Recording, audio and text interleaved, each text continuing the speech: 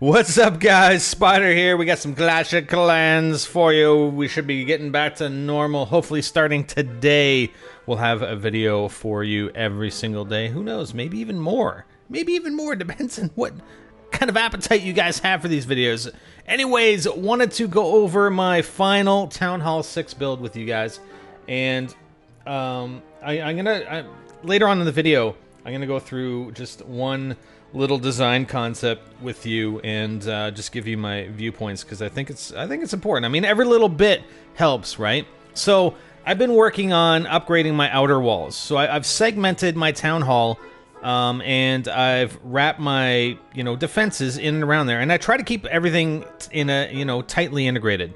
And there are a couple of arguments to say that you shouldn't, but there are some arguments to say that you should. So, for instance, if I take my army camp, I can bring it out to here, and you can see I still have a wider area of coverage, and that forces my enemy players, attacking players, to spawn their units farther away, thereby giving my defenses a little bit more time to be shooting at them, right? I mean, not necessarily the cannon, maybe the mortar, depending on where the unit's located.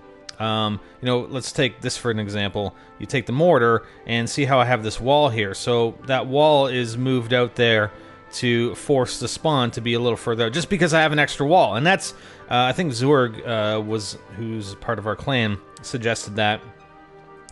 Especially in that particular spot, because if they spawn further out, the mortar has the chance to fire at enemy units a couple of times before they get too close within sort of that red circle where the mortar can't fire, right? And it's going to take some time for them not only to travel, depends on what units they are, to travel past that wall and then go into attack my mine or my elixir collector.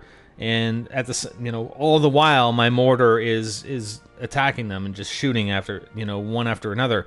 So, but the other argument is that if you have a tighter defense, then your defenses are going to overlap more. So I have a mortar here. I have my cannon here. I have my archers here. If yes, they can probably spawn in archers and take those locations out.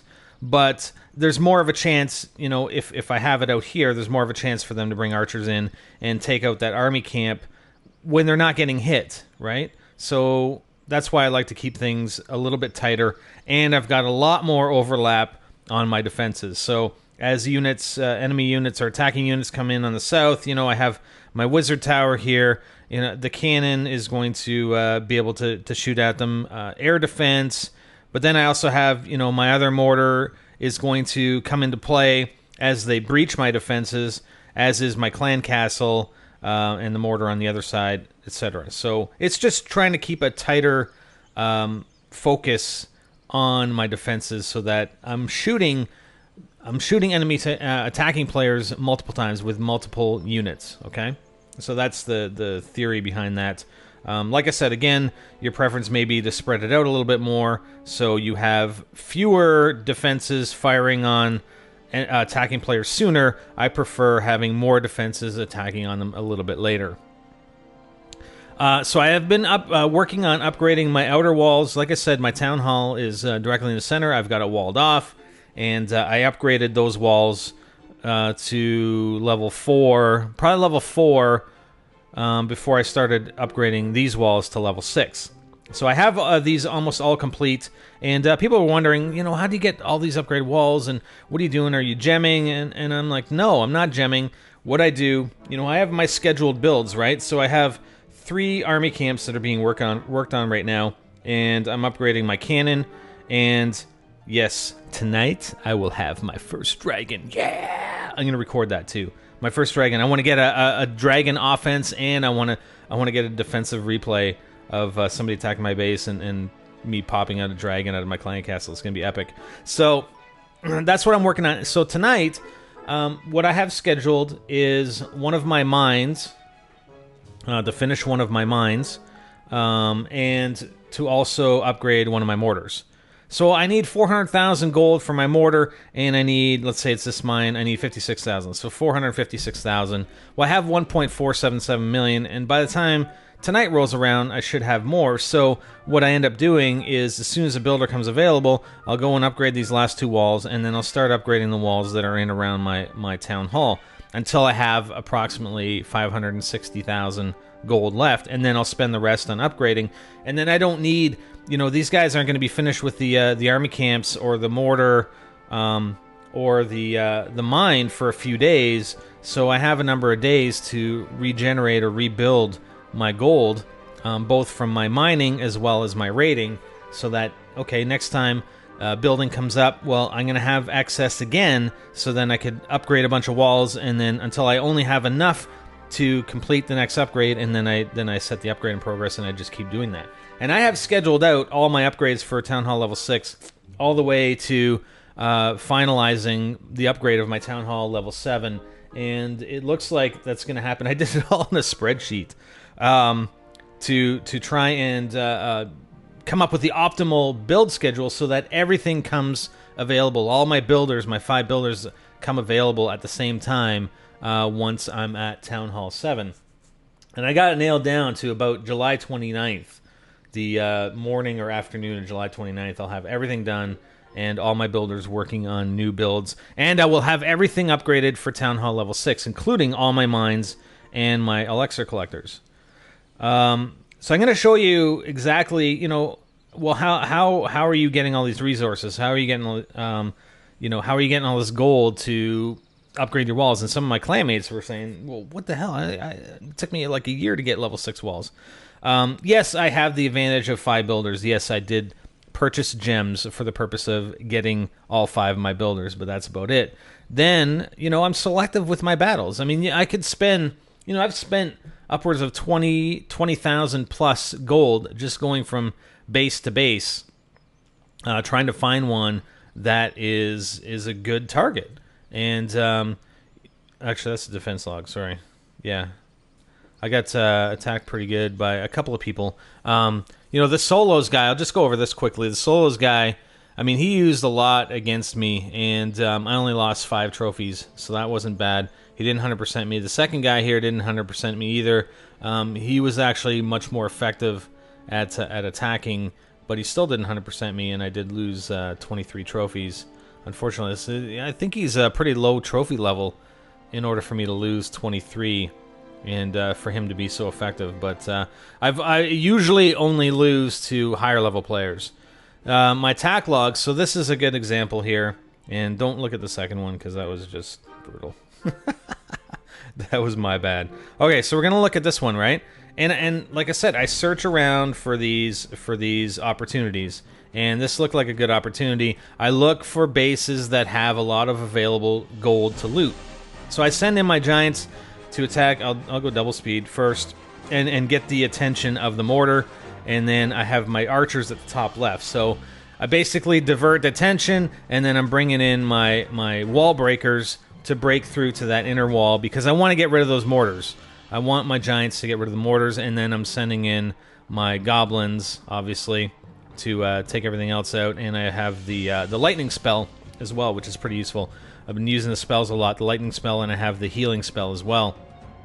And then my giants are going to town, and the goblins. The timing that I sent the goblins in was really good. Number one, we've already broken into the base. Number two, all the defenses are on the giants, and I have my archers that came in as well. So all their defenses were on my other attacking units, and my goblins were allowed to come in and clear out the base. I really like sending them in as many at a time as I did there because they move so quickly, and you see half the time enemy mortars don't even hit them because they're already destroying a building and moving on to the next one. The mortar's firing, but they're already moving. So I love goblins. Plus they get me lots of gold. So I only have the goblins left, and I have the one archer, so I'm going to get his town hall. And I'm not going to 100% this guy. He does have one set of defenses left, and I didn't have any clan units. If I had clan units, I probably could have easily 100% of this, but I didn't have any at the time. But that's okay, and that's it. So his archer tower ends up taking my guys out, and that's it. So that's how I go into these bases, and I'll sit there for 10 minutes. base after base after base, looking for an optimal base to attack. And it's based on the units that I have. You know, if I have set up units where I have maybe wizards or balloons, then I'd look for a different type of base to attack. You know, you look at certain characteristics, and maybe I'll get into that in a few future videos. But one thing I'm going to move over to now is just showing you a simple thing. It's going to be on the PC, on a website, and I'm just going to show you one design consideration when designing a base. So I'll be right back. Okay, so this is the site that I use to put together my bases. Now, it's called clashofclansbuilder.com. And there are some prefab bases, and there are rating systems, etc. So you can look at highest rated bases. I think the highest rated is like some nude woman on base level 9. So you select my base level. I've already done it. It's usually in the top right-hand corner. But I just want to show you a simple concept here. And I'm going to take 4 of these cannons, okay? And I'm going to arrange them basically in a square shape, all right? And then we're going to take our walls, and let's say we wall it off. All right. Bear with me. I know. So the thing that I don't like about doing something like this, all right, and I'll show you once I finish. I need to be a little quicker with the mouse, right? Okay. So let's say an attacking player, and again, this is a design concept that can be carried throughout your base. You can make adjustments to improve upon this, but sometimes you just don't have enough walls in order to do it. But it's just something to keep in mind. It's a little something that will make it more difficult for your base to be breached and 100%ed. So let's say somebody comes in here and they use a wall breaker or whatever, and they attack this cannon. Okay, well, all they have to do now, all the enemy forces have to do now, and we're assuming these are ground units, yes, is take out that wall. Once they take out that wall, they then have access to that cannon, and that cannon with absolutely zero obstructions. Okay, so that's sort of like the square design, the square corner design, which isn't great. I mean, isn't great from a ground unit perspective. Okay, so let's make a couple of small minor modifications and see how that improves our base design and how that helps us defend against attack. So let's move this one cannon just one block to the right, and we're going to close it back up, and we're going to take this wall and we're going to move it over here. So we've effectively removed a single wall access to these 4 cells. So if somebody comes in here, yes, they can still attack these other 2 cannons just by taking out that corner wall, but they no longer have access to all 4 cannons. And same goes for here. If they take out this, removing this wall right here gains access to 2 more, but they still have to break through another wall to gain access to our 4th cannon. Now, if we make a further modification and move this cannon 1 block to the left, all right, so we really haven't done anything as far as preventing access. But what if we did this? What if we added a wall right here? That's an additional wall. So now, if somebody broke into here, they have to go through 2 more walls in order to gain access to the rest of my cannons, right? So if they can go through here, they can gain access to that cannon, then they can take the corner one out and gain, or they can't even take the corner one out. They take this corner one out, they gain access to the other 2, right? Makes sense? But we can also do one more thing to make it even more difficult. Let's put that wall back. If we add a wall right there, okay? Now this design, the enemy forces absolutely have to go through 4 separate individual walls in order to take out my 4 cannons, all right? They come in here, there's no single wall that they can take out to gain access to more than 1 cannon that remains. So they take this one out, you know, they can go here, that'll get them access to that one, or down here, that'll get them access to that one. But there is, like I said, no single wall that they can take out to gain access to all of them. So they have to go through 4 walls. That's going to slow down the defenses. I mean, you know, yeah, sure, they can come in here, they can use wall breakers to break in here, they can use wall breakers to break in here, or they just attack and break through the wall. They still have to break through 2 more walls.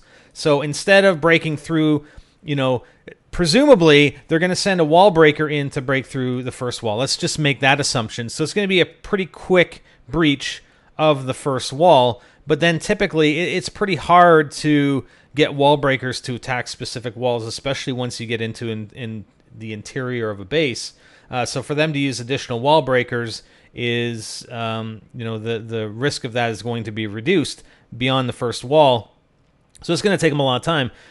In the prior design, with one wall breaker and then having your forces take out that corner wall and gaining access, it's very, very quick. Whereas here, even with wall breakers, yes, you're gaining access to that first cannon very, very quickly, but getting to the other four is going to be extremely time consuming. It's way more. It's probably about it's going to take them 3 times the amount of time to take out these 4 cannons than it were to take them out if they were just in that square configuration. So that's just something I wanted to go over with you guys, and I think it's a pretty good design change, provided you have the walls available, and this also allows you to make room for traps, etc., to be placed in here. But anytime you can offset your walls, even with just this design, at least you've offset it so that they can't gain access to all 4 of your defensive units by breaking through a single wall. They can only,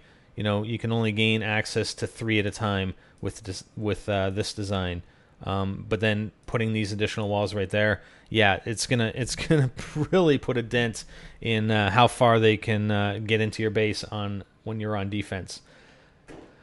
What do you guys think? Just something I want to bring to the table, and I'll look at other opportunities at bringing tips like this to you guys. It's just something that I've been looking at and considering, especially when I was on attack one time. I just saw that happen. I'm like, yeah, there's got to be a better way to defend against that, and this is sort of what I came up with. So that's it for today. We will see you tomorrow. Spider out.